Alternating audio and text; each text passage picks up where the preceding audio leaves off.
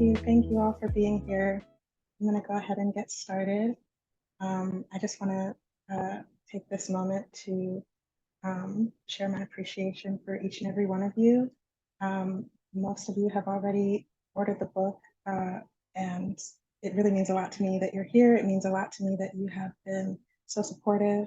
And this is a huge dream come true moment for me. I've been saying that I want to be a published author since I was a little girl. And I remember saying in college that my dream job would be to be a poet and a published poet. So I'm super excited to share this moment with you all.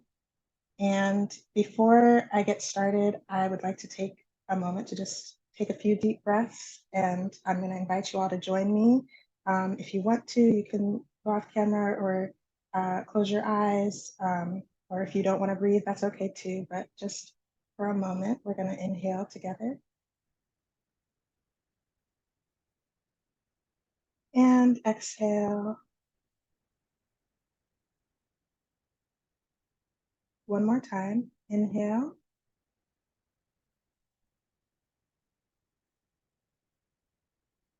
and exhale. Let it all go. And welcome and thank you once again.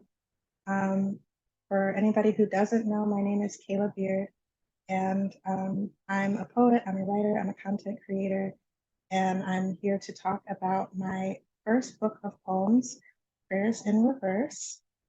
And I'm just going to share my screen real quick. I do have a presentation. Can everybody hear me okay? Yes. All right, thank you.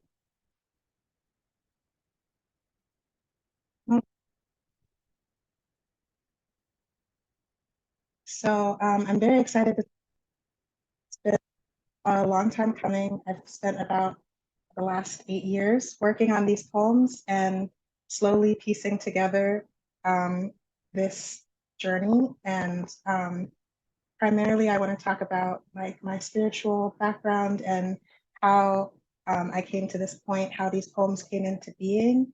And I also want to share a couple of the poems from the book with you today.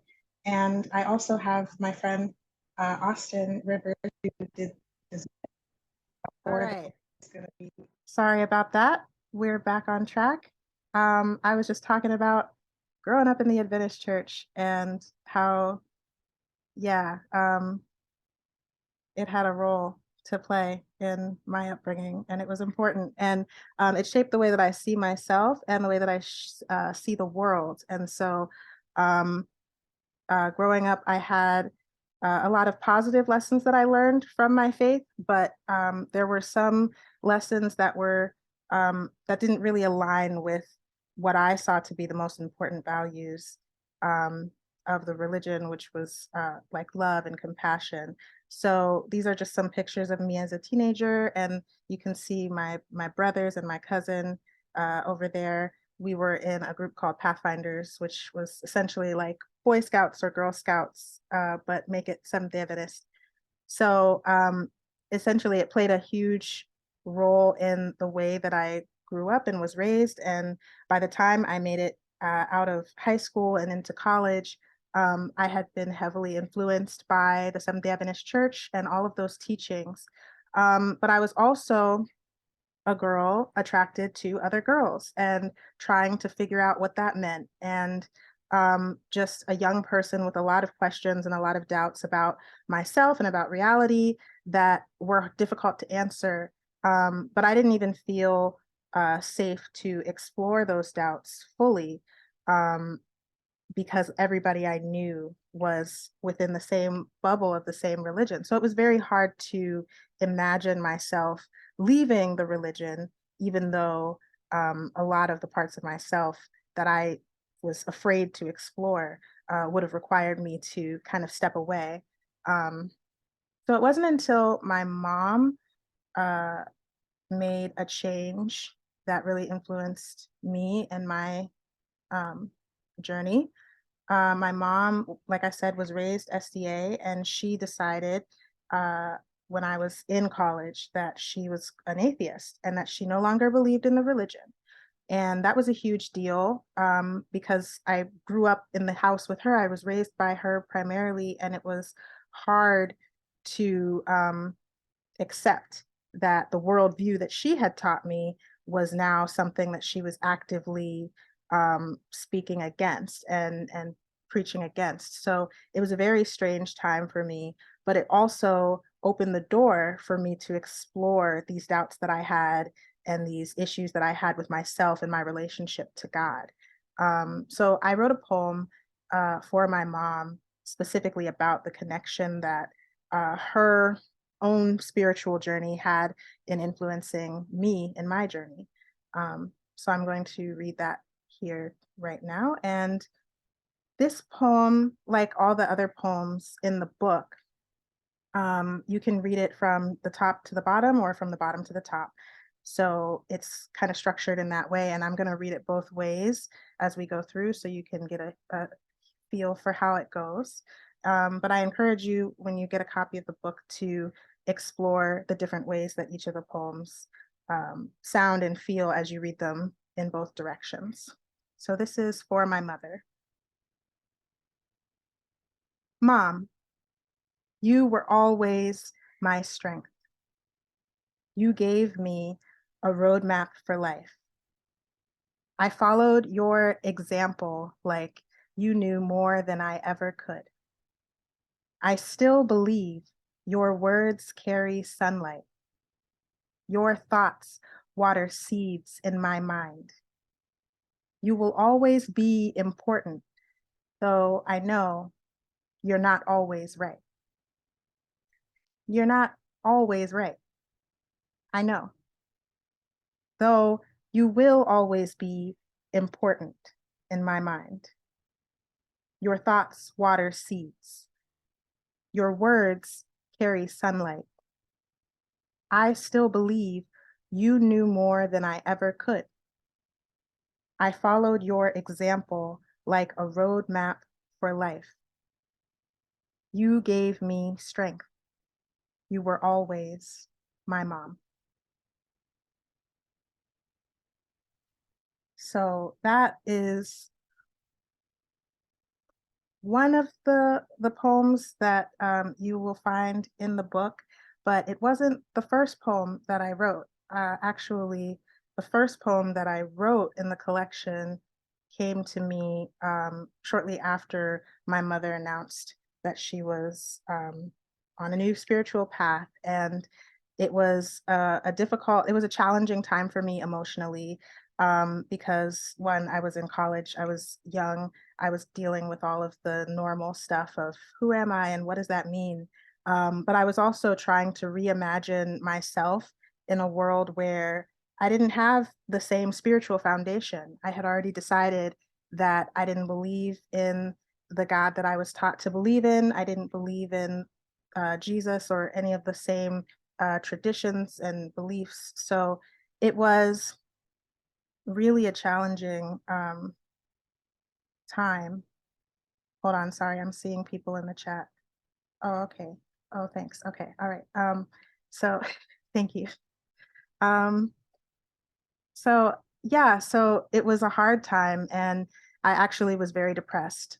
This was summer of 2015, and I was questioning my existence and questioning really like whether it was worth me being alive, to be honest. And it was really hard, and I didn't know what to do about it. And eventually, I was able to work through that with therapy. But before that happened, I started writing a bunch of poems. And this is the first one that kind of came to me while I was feeling these feelings and trying to figure out what they meant. And it really came to me all at once, like as a stream of consciousness sort of thing. But it was something that kind of just flowed easily. It felt like I was like authentically praying, like from my soul as I was writing it. So I'm going to share it with you now. This is the poem, the page from the book with the art that Austin designed. Amen. Because all I see is space. Are you there, God? I'm tired of answering myself. I've been praying ever since I heard God was earless. When I was a child, they told me my mind was tied in knots. So I learned to tighten nooses on reality. I never could tighten my grip on believing. Maybe I just gave up. I tried to pray, but when I looked in the mirror, my face became fable. My faith looked like fiction. I started to think fear kept me faithful. Dear God, dear God, fear kept me faithful. I started to think my faith looked like fiction. My face became fable when I looked in the mirror. I tried to pray, but maybe I just gave up on believing. I never could tighten my grip on reality. I learned to tighten nooses. My mind was tied in knots, so they told me. When I was a child, I heard God was earless. I've been praying ever since. I'm tired of answering myself.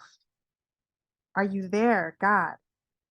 Because all I see is space. Amen.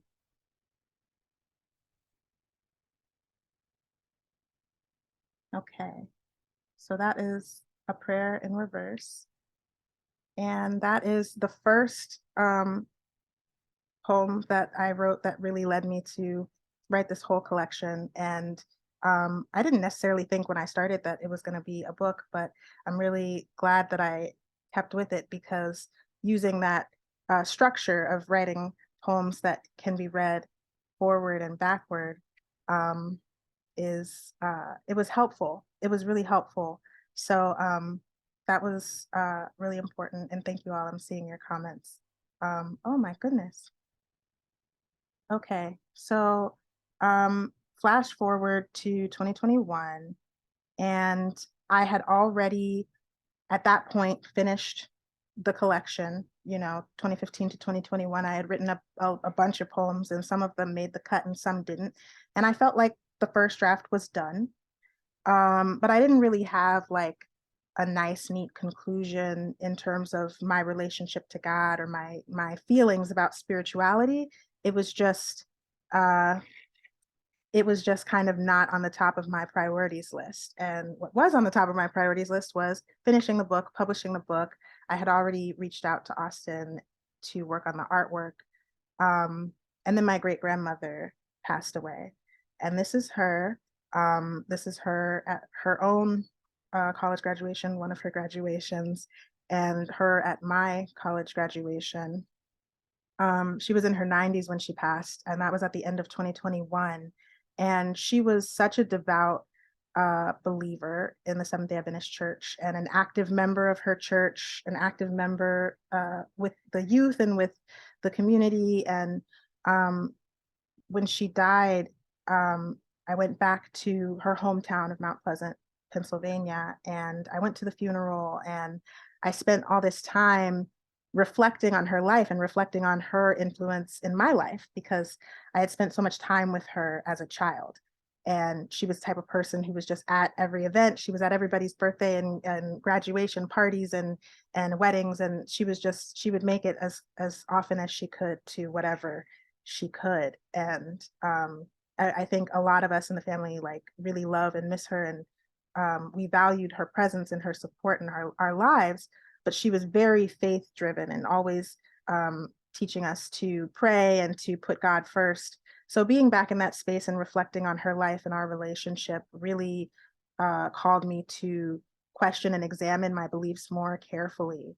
And it was like a full circle moment for me in this journey of trying to figure out what I believe is true, what I value, and what I want to keep from the lessons that I've learned and the teachings that I've been taught, and what what I can give away and what let go of. So that was a pivotal moment, and it led to a lot more poems being written, including this next poem, which is it refers to that time and me going back to my grandmother's hometown for her birthday, or sorry, for her funeral. And it's called Born Again and Again. I think to myself, I don't come here often. These buildings look like ghosts, silhouettes of my foremothers. I never thought I'd have to face this feeling. I can't explain this heavy shell. It's something that I think God lives within. Though my faith feels like air, I know we all must hold on to something in order to stay afloat. I can't throw my God into the river. And so I've baptized myself again. Again. I've baptized myself. And so I can't throw my God into the river. In order to stay afloat, we all must hold on to something. I know. Though my faith feels like air, I think God lives within. This heavy shell, it's something that I can't explain. This feeling I never thought I'd have to face. Silhouettes of my foremothers. These buildings look like ghosts. I don't come here often, I think to myself.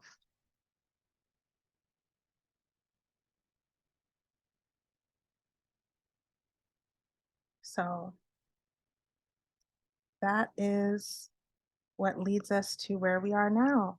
I have completed a lot of poems, and I'm still in the process of grieving my great grandmother. Of course, that's an ongoing process, but I have learned so much, and I finally feel at peace within myself. I feel at peace with my spiritual journey as it is, and I feel at peace with not feeling like I have all the answers, not feeling like I have to have it all figured out. What I was taught growing up was that I had the one truth and it was the only truth, and I needed everybody to believe what I believed. And it was a very specific mentality. And I feel a lot more free to question for myself, but also to appreciate other people's perspectives and questions when it comes to spirituality. So thank you for listening. And now I want to introduce my friend, Austin Rivers, who is here and has agreed to talk a little bit about his thought process behind the design.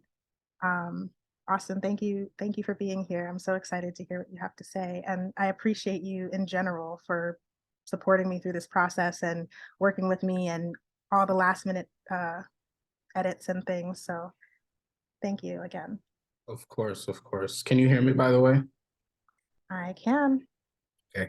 Well, first, before I start talking about anything, I want to say just thank you to Kayla for just being one and just inviting me to be a part of this and trusting me with her vision, but also, for just creating this and bringing us all here to be able to experience and listen to her story and her growth and the art that it has been able to inspire for her. So thank you, Kayla. But this was very fun. It was a learning experience for me. I've always been very interested in book design myself. And this was actually the first book that I got to design. And so, I was very thankful for Kayla trusting me to do so. I think you'll kind of notice that with a lot of the imagery within it, that despite, as Kayla discussed in her biography journey, of faith, that she kind of lost this touch with traditionalism and traditional religion. And I kind of leaned into that traditionalism and a lot of what Kayla and a kind of rooting it still and very much a lot of the traditional iconography of Christianity, and specifically dealing with relationships to prayer, sacrifice, and maternity. as you see for the For My Mother and the Born Again and Again poems. So a lot of this process was really intuitive, and really just me myself reading through Kayla's poems and kind of just the first thing that comes to mind. And when we started creating the book, we really kind of we started with sort of just the cover and the first pages. And Kayla was like, I want art on every page. And so, the real challenge of that was like, how do you create something? How do you create this like recurrent image that is cohesive throughout the entire book, but it's also different on every page, that is both individual, but is able to be combined into this total story, and not one image detracts from the other, but instead they all add. And that was like, okay, how do I do that? I had no idea.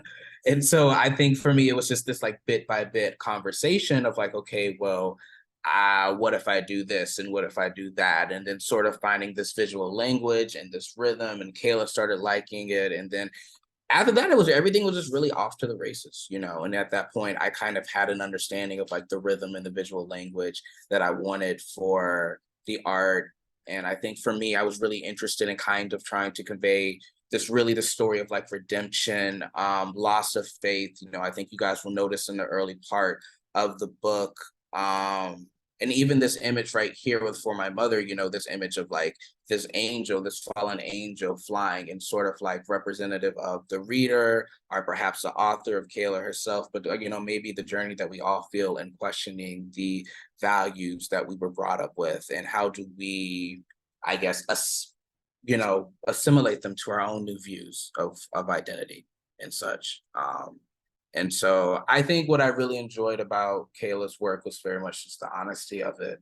And I think it allowed me to do something that I've always wanted to do. And I think, Kayla's just always been a really phenomenal friend of mine. And so, like I said, a lot of this was really her just trusting me with her vision, and just allowing intuition to make it, to let it do what it does best. If you have any questions, please let me know.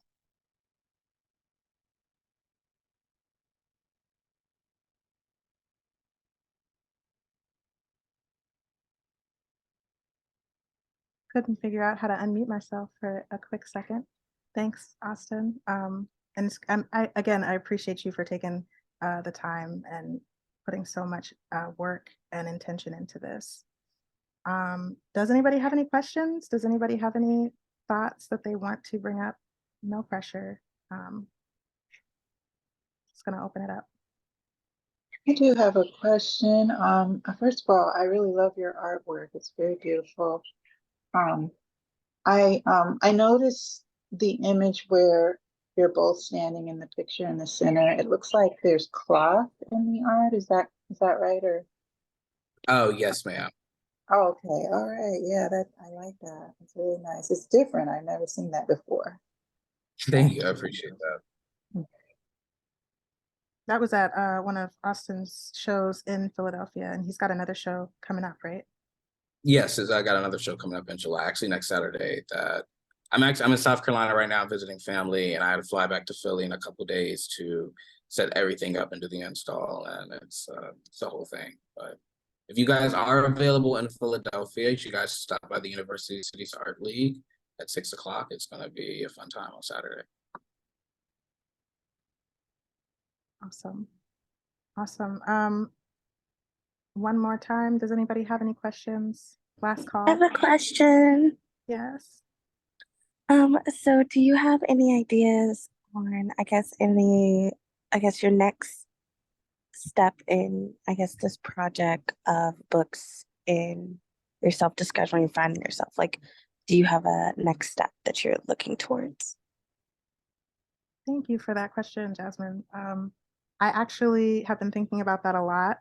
And for me, I got certified to become a Reiki practitioner, and I've been focusing a lot on my meditation practice and finding ways to bring meditation and peace of mind to other people, and also trying to find ways to connect with other people who are in this same kind of spiritual trajectory of not conforming to a specific religion, but still finding joy and connection in spirituality. So I guess my next thing is just finding new ways to connect with people and to promote that healing as much as I can.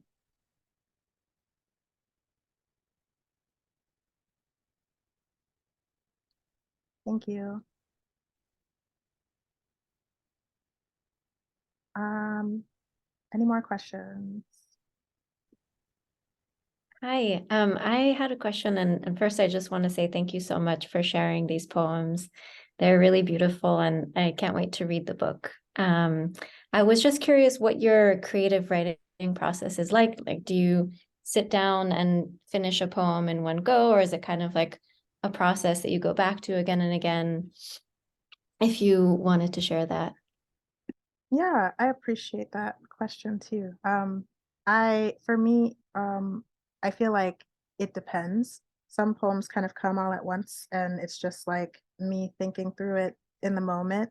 Other poems, it's more bit by bit. I might get 2 lines, or I might have like a phrase that comes to my mind, and I might just like write it down and leave it in my phone and not touch it for 2 years and then come back to it. And that's kind of my general process with writing, and especially with writing poetry. Um, but I think with this book, that was definitely true. There was definitely a lot of variation. Some poems didn't come to me until like the end, and it was stuff that I had started with like a couple of verses. So yeah, sporadic. Thank you for asking that. Yeah, Naima has put a link in the chat. Thank you. That is, you can go to the link. That's my website, and you can pre-order the book if you haven't already. And you can also find other ways to connect with me and support me. And I have a blog, a free blog that you can sign up for. Like I said, I do Reiki, so you can book a Reiki session if you're interested in that. And I also am doing monthly meditations because I want to bring more peace of mind into the world. And so I'm doing another meditation that I'm going to combine with Reiki on July 22nd. And you can find out more about that on my website or at the link in the chat. I see Naima just put the link in the chat for that. And then I'm also having an in-person event for this book on July 28th. And it's going to be in DC. And I'm going to have physical copies of the book. You all should have physical copies at some point very soon, hopefully before that date. And I will be signing books. So if you're interested in joining me there, that will be an opportunity for you to do so. And just thank you all for being here. This is really awesome that this is happening, and I appreciate you all.